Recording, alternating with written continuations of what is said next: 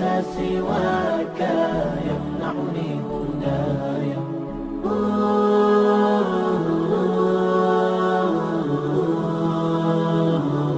الحمد لله وحده والصلاة والسلام على من لا نبي بعده أما بعد। প্রিয় উপস্থিতি, একটি দিন পার হবার সাথে সাথেই আমাদের বয়স কমছে। এই ক্ষুদ্র জীবনে আমাদের দিনগুলোর যে কত মূল্য তা কিয়ামতের দিনই বোঝা সম্ভব। আজকে চারিদিকে ফিতনা বেড়েই চলছে। মুসলিম সমাজের প্রত্যেকটি ফিতনার সাথে কাফিরদের অনুসরণের ব্যাপারটি জড়িত। এদেশে কাফিরদের যত অশ্লীল সংস্কৃতির চর্চা হয় তার মধ্যে অন্যতম এবং সবচেয়ে পুরনো হচ্ছে 31st নাইট। আসলে এই রাতে চলে যুব সমাজকে বিপদগামী করার জন্য বিভিন্ন চাকচিক্যময় ও নোংরা আয়োজন। গান বাজনা, নাচ গান, ডিস্কো কিংবা ডিজে পার্টি, পটকাবাজি, বেপরোয়া মোটরসাইকেল চালনা, তরুণ তরুণীর রাতভর উল্লাস, ওপেন কনসার্ট, লাইভ ডান্স, সঙ্গীত অনুষ্ঠান, তরুণ তরুণীদের প্রলুব্ধ করার জন্য যা কিছু করা দরকার সব কিছুর আয়োজন করা হয় এই রাতে। রাজধানী সহ বড় বড় মহানগরী ও পর্যটন নগরীগুলোতে চলে 31st নাইটের নামে উদ্দাম বন্য ফুর্তি। রাতভর হৈ হুল্লোড় আর মাইকবাজির অত্যাচার, বসে মদ পান আর নানা নেশার আসর। এই রাতে মদ খাওয়া অনেকটা রসম রেওয়াজের মতো হয়ে গেছে। এই রাতে অসংখ্য নরনারী সারা রাত বিভিন্ন রাস্তায় ও বাসার ছাদে উঠে যা করেন তা ভদ্র মানুষের ভাষায় প্রকাশ করা সম্ভব নয়। কত মেয়ে যে এই রাতে নিজের সম্ভ্রম রাস্তায় বিকিয়ে দেয়, কত ছেলে যে এই রাতে চরিত্রহীন হয় তার কোনো হিসাব নেই।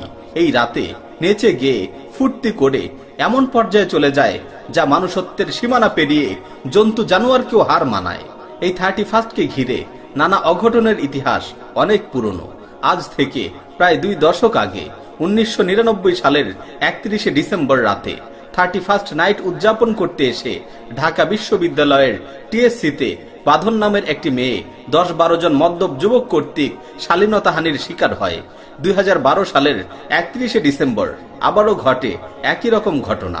2013 সালের 1 জানুয়ারি পত্রিকায় প্রকাশিত হয় বাঙালিত্বের জন্য জঘন্য একটি রিপোর্ট।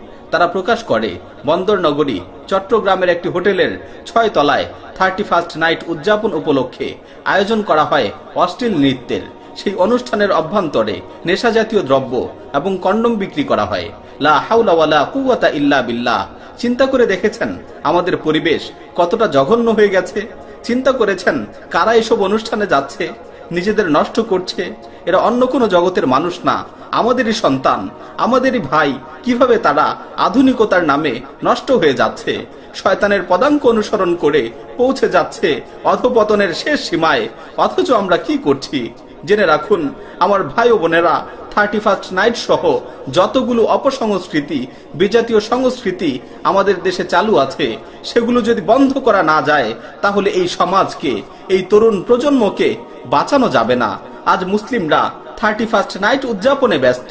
যে ইসলাম এসেছে শালীনতা ও উত্তম আচরণের শিক্ষা নিয়ে, আজ সেই ইসলামের দাবিদারেরা, সেই নবীর উম্মতেরা 31st নামক বেলেল্লাপনায় ব্যস্ত। আল্লাহ আমাদের হেফাজত করুন। ইসলামে দিবস পালনের কোনো স্থান নেই, ইসলামে দিবস পালনের কোনো স্থান নেই।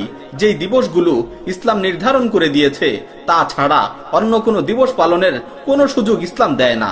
বাইহাকিতে বিশুদ্ধ সনদে বর্ণিত হয়েছে, আব্দুল্লাহ বিন আমর থেকে বর্ণিত, তিনি বলেন, যে ব্যক্তি অনারবীয় দেশে বসবাস করে সে যদি সে দেশের মেহেরজান নববর্ষ উদযাপন করে এবং বাহ্যিকভাবে তাদের সাথে সাদৃশ্য রাখে, এমনকি এই অবস্থায় সে মৃত্যুবরণ করে, তাহলে কিয়ামতের দিন সে কাফিরদের সাথেই পুনরুত্থিত হবে। আল্লাহর রাসূল সাল্লাল্লাহু আলাইহি ওয়াসাল্লাম কতই না সত্য বলেছেন, লাতাত্তাবিউন্না সানানা মান ক্বাবলাকুম শিবরান বিশিবরিন ওয়া যিরাআন বিযিরাইন হাত্তা লাউ সালাকু জুহরা দাব্বিন লাসালাকতুমু। তোমরা তোমাদের পূর্ববর্তীদের অর্থাৎ ইহুদি ও নাসারাদের পদে পদে অনুসরণ করবে, এমনকি তারা যদি গুইসাপের গর্তেও ঢুকে থাকে তোমরাও তাতে ঢুকবে। প্রিয় উপস্থিতি, কেবল দুটি ঈদ পালনকেই ইসলাম স্বীকৃতি দিয়েছে। এছাড়া অন্য সকল দিবস পালনের ব্যাপারগুলো কিন্তু বিজাতীয় সংস্কৃতির অনুকরণ থেকেই হয়ে থাকে। আর অন্য কোন জাতির অনুকরণ করাকে ইসলাম হারাম সাব্যস্ত করেছে। রাসূল সাল্লাল্লাহু আলাইহি ওয়াসাল্লাম বলেছেন, মান তাশাব্বাহা বিকওমিন ফাহুয়া মিনহুম, যে ব্যক্তি যেই জাতির অনুকরণ করবে সে ব্যক্তি সেই জাতিরই একজন বলে গণ্য হবে। আল্লাহু আকবার।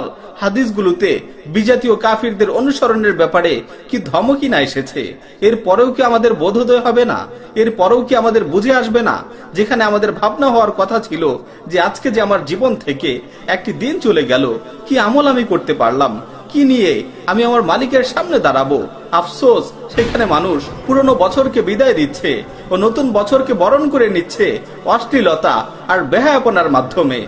আল্লাহ আমাদের সুমতি দিন। একজন মুসলিমের প্রকৃত জীবন তো আখিরাতের জীবন। এই সামান্য জিন্দেগি আখিরাতের কামাইয়ের উপলক্ষ মাত্র। আজকের হেলায় খেলায় নষ্ট করা প্রতিটি মুহূর্ত আখিরাতে কান্নার কারণ হতে পারে। একটা মুহূর্ত আমাকে বিশাল সময় আগুনে পোড়াতে পারে। দুনিয়ার জীবন কিছুই নয়, আখিরাতের জীবনই প্রকৃত জীবন। আল্লাহ তাআলা বলেন, ওমা হাযিহিল হায়াতুদ দুনিয়া ইল্লা লাহু ওয়া লাইব ওয়া ইন্নাদ দারাল আখিরাতা লাহিয়াল হাইওয়ান লাউ কানু ইয়ালামুন। এই পৃথিবীর জীবন ক্রীড়া কৌতুক ছাড়া আর কিছুই নয়। পরকালের গৃহই প্রকৃত জীবন, যদি তারা জানতো। দুনিয়ার জীবনের সার্থকতা কেবল আখিরাতের জীবনের সাথেই সম্পৃক্ত। দুনিয়ার জীবনের হিসাব পাই পাই করে দিতে হবে। আল্লাহ তাআলা যদি আমাদের ধরেন তবে আমাদের কোনো মুক্তি নেই। আল্লাহ তাআলা আমাদের হেদায়েত দান করুন, আমাদের জীবনের কদর করার তৌফিক দিন, তারুণ্য ও যৌবনকালের নিয়ামতকে উপলব্ধি করার তৌফিক দিন। যাবতীয় বিজাতীয় সংস্কৃতি, অশ্লীলতা, নোংরামি থেকে আমাদের হেফাজত করুন। আমাদের জীবনকে তার সন্তুষ্টির পথে পরিচালিত করার তৌফিক দান করুন। আমিন। ওয়া মা আলাইনা ইল্লাল বালাগ।